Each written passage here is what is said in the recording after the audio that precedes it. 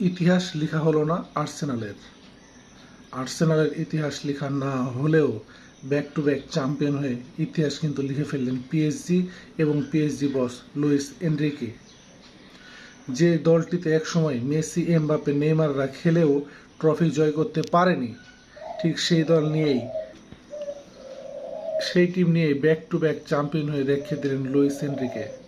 শুধু কি চ্যাম্পিয়ন হয়ে গেলেন যেন তেনভাবে? যারা পুরো খেলাটি দেখেছে তারা দেখেছে কতটুকু আধিপত্য বিস্তার করে এবং কি সুন্দর পারফরমেন্স করেছে পিএসজির খেলোয়াড়রা। এটা তো ডিজার্ভ করে পিএসজি ভাই। পুরো খেলাতে আর্সেনালের পায়ে বল ছিল মাত্র 24%, যা পায়ে বল থাকার দিক দিয়ে সর্বনিম্ন মানের রেকর্ড। এবং খেলার 92 মিনিটে আর্সেনাল পায় প্রথম কর্নার, কিন্তু পিএসজি 1-0 গোলে পিছিয়ে থাকলেও পুরো খেলাতে যেভাবে খেলেছে চ্যাম্পিয়ন কিন্তু তারাই ডিজার্ভ করে।